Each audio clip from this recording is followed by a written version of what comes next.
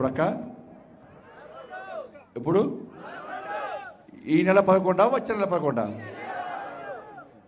వచ్చే నెలలో ఇంట్లో అనుకుంటే ఏమైతే తెలుసా? వచ్చే అనుకొని మా ఊళ్ళ కొంప కొల్లేరుతుంది, మీ బతుకులు బర్బాద్ అవుతాయి. ఎత్తరా ఓటు ఏ గుర్తక్కబడది అని చెప్పని ఆగే వాళ్ళు మొన్న సకినాలు చేసి తగ్గించిపోయి ఇప్పుడే ఓట్లు వేయడానికి పువ్వుతో కోయడానికి మొత్తం గట్టె పళ్ళు పొట్ట కొరికి కోపం ఉండరు వాళ్ళు కాంగ్రెస్ వాళ్ళ మీద, బీఆర్ఎస్ మీద. అవునా కాదా? ఏ గుర్తు తగ్గబడేది? ఏ గుర్తు? ఇట్లా చూపట్రాదు, ఇట్లా చేతులు ఉన్నోళ్ళే ఎత్తురక లేకుంటే ఎత్తు వస్తారు. లేకుంటే నేను ఇప్పుడు చెప్పొచ్చినాడా పువ్వు ఏమవారిది? ఏమవారిది? పైసలు కావాలన్నా వద్దా? అబ్బో వద్దంట ఆరు. ఇప్పుడు మీరు చేతి ఎత్తి ఇట్లా దింపకుంటే మీ త్రిజర్లో ఉన్న పైసలు మొత్తం నాకు వస్తాయి. మీరు ఇంట్లో పోయి బీరువా చూసుకుంటే మీ పైసలు మొత్తం ఖాళీ నాకు వస్తాయి. ఇట్లా అన్నారనుకో, నా దగ్గర అయితే పైసలు లేవు. రేవంత్ రెడ్డి గారి దగ్గర, కేసీఆర్ దగ్గర ఉన్న పైసలు మొత్తం మీ బీరువాలకు వస్తాయి. రావాలి వద్దా? వస్తారు ఎత్తురక. ఏ గుర్తు?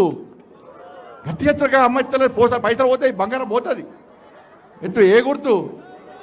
ఏ గుర్తు? పువ్వు గుర్తు కదా. ఆయన రాత్రి పోయి బీరువాలు చూసుకొని పైసలు లేకుంటే మరి రావణ్ణకు ఫోన్ చేయకూరి మళ్ళీ వట్టి అంటున్నా, జోకి చేస్తున్నా అంతే. మళ్ళీ ఏమే బండి సంజయ్ వచ్చి పైసలు, రేవంత్ రెడ్డి పైసలు, కేసీఆర్ పైసలు అయితే కేసీఆర్ సార్ మంచిగా తాగి అంటున్నాడు, మంచి ఆరాంసే, ఏం రంది లేదు, ఏం లేదు.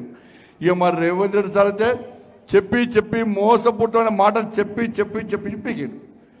ఇలా ఓట్లు ఎలక్షన్లో వచ్చిండు కదా, వచ్చిండా? ఓట్లు వేసిర్రా? ఈ డాక్ సాబ్ ఏడి?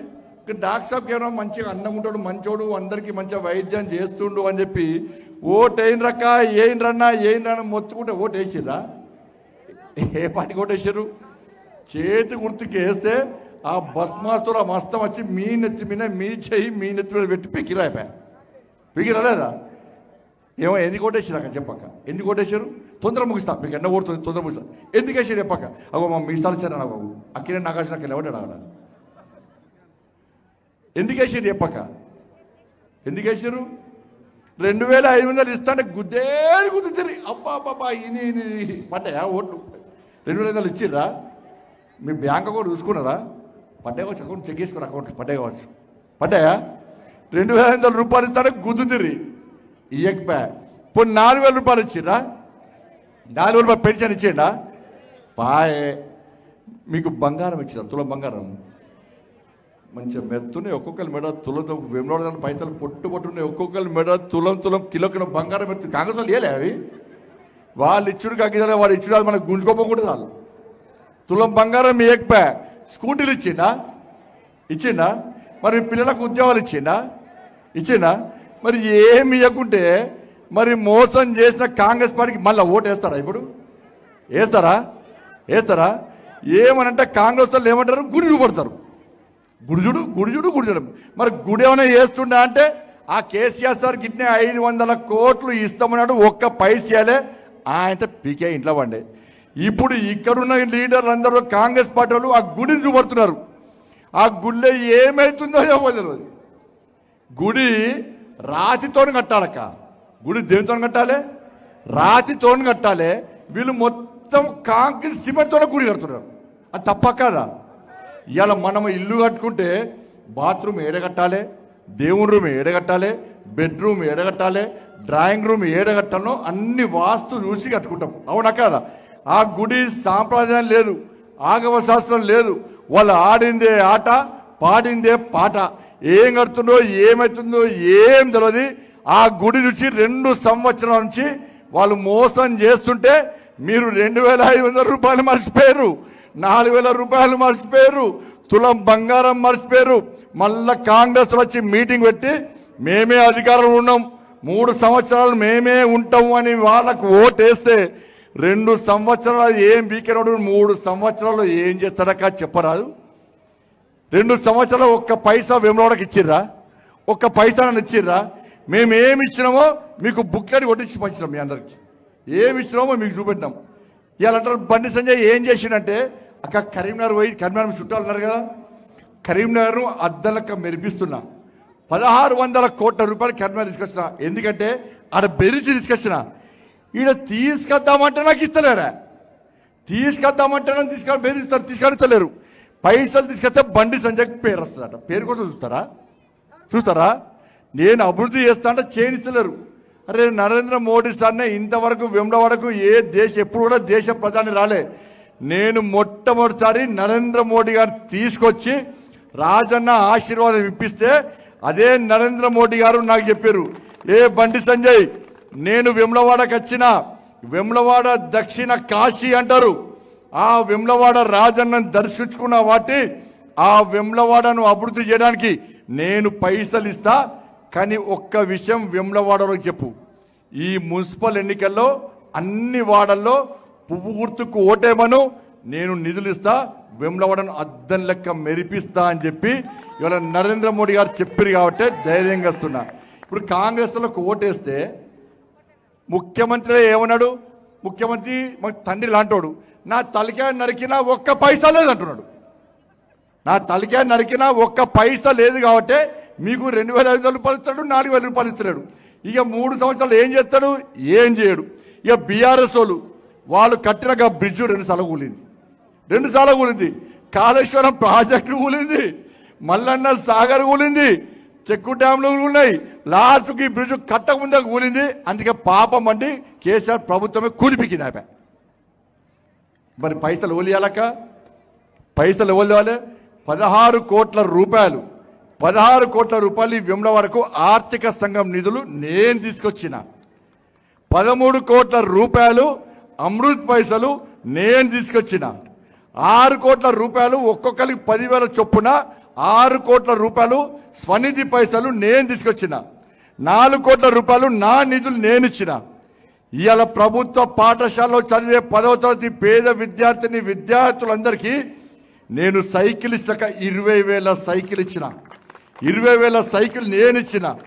దానిలో చదువుకునే పిల్లలకు ఫీజు కట్టడానికి పైసలు ఇవ్వక పేదోళ్లకు ఆ ఫీజు పైసలు నేను కట్టినాక 15,000 మందికి నేను కట్టిన ఫీజు.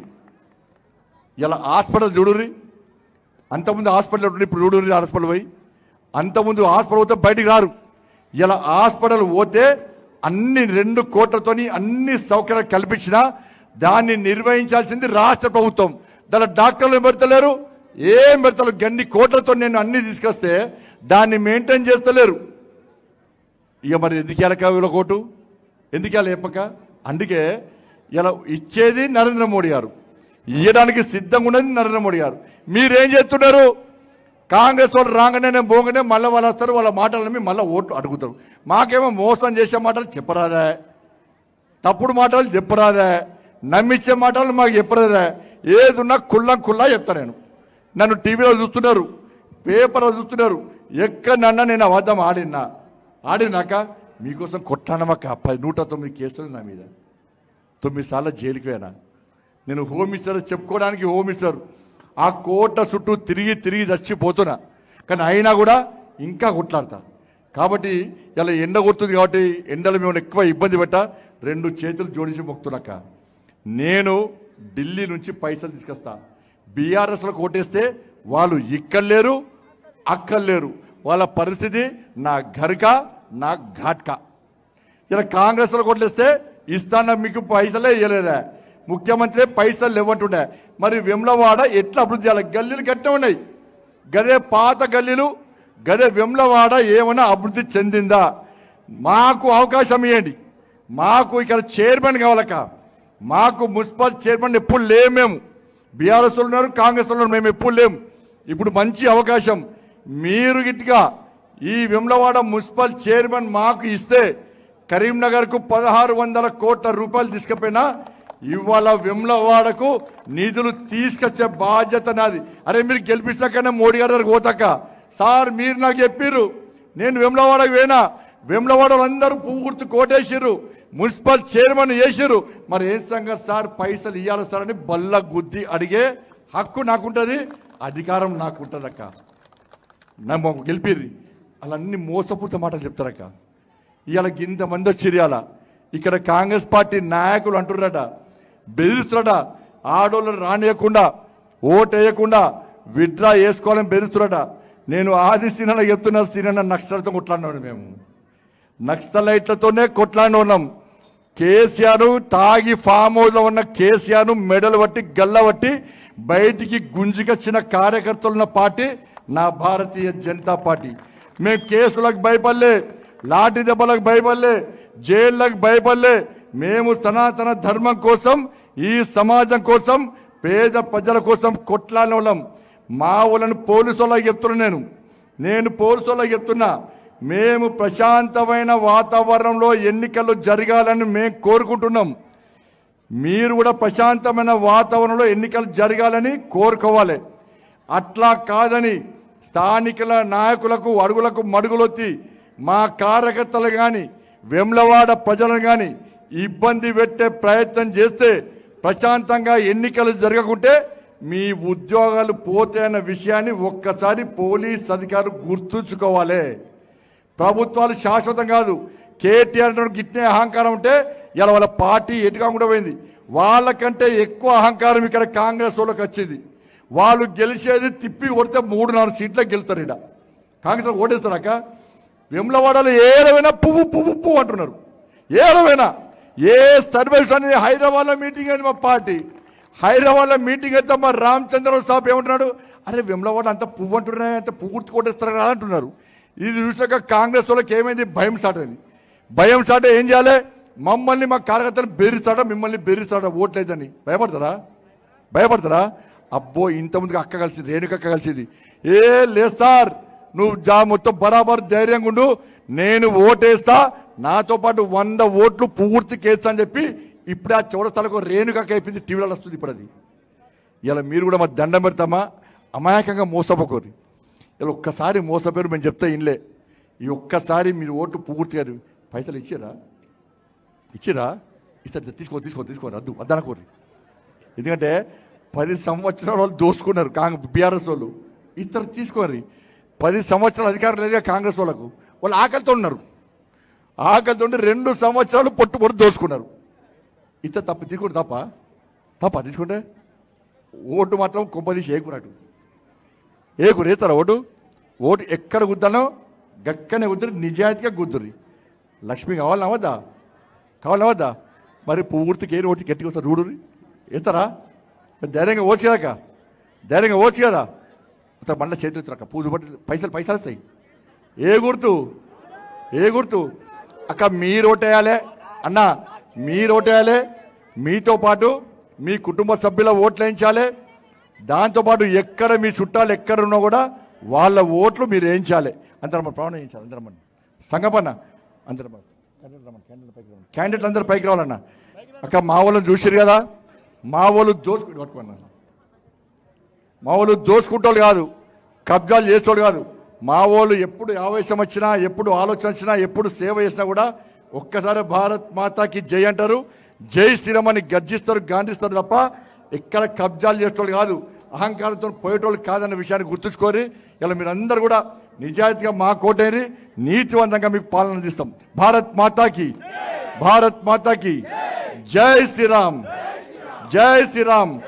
11వ తారీఖు పువ్వు గుర్తక వేస్తారు కదా, అప్పుడు ఎత్తలేవు ఆకలి పక్క కాంగ్రెస్ ఇస్తాను అంటారా? మళ్ళా అడుగురి కాంగ్రెస్ వస్తే పోయినసారి ఓటేస్తాం 2,500 ఏది రాబాయి, 4,000 అవి తులం బంగారం ఏది అడగరా? బీఆర్ఎస్ వస్తే నువ్వు 10 సంవత్సరాలు వీకినావు, నీకు ఓటేయకుండా వాళ్ళకిస్తే వాళ్ళు మా బతుకులు నాశనం చేసేది. అలా అవునా కదా? ఆ 2 పార్టీలు వస్తే భయపడక గల్లబట్టి అడుగురి. కాబట్టి ధైర్యంగా ఉండండి. ఈ వెమ్లవాడలో అవసరం వస్తే పోలీసు వాళ్ళు బెదిరిస్తే, కాంగ్రెస్ వాళ్ళు బెదిరిస్తే ఇవాళ నేనే వస్తా, ఈడ అడ్డ పెట్టాయిస్తా. నాకు ఈడికి వచ్చే అవకాశం ఇయ్యొద్దని చెప్పి పోలీసు వాళ్ళకు రిక్వెస్ట్ చేస్తున్నా. నేను డిమాండ్ చేసేటువంటి వ్యంగ్యంగా ఉల్టా మాట్లాడే కేటీఆర్ కాదు. నాకు సంస్కారం ఉంది, నాకు సభ్యత ఉంది. నేను బీజేపీ కార్యకర్తను కాదు కాబట్టి, నరేంద్ర మోడీ వారి వారసుని కాబట్టి నేను సంస్కారబద్ధంగా మాట్లాడతా. పోలీస్ అధికారులకు మళ్ళీ రిక్వెస్ట్ చేస్తున్నా. ఎలక్షన్స్ ఎప్పుడక్క? ఇప్పుడు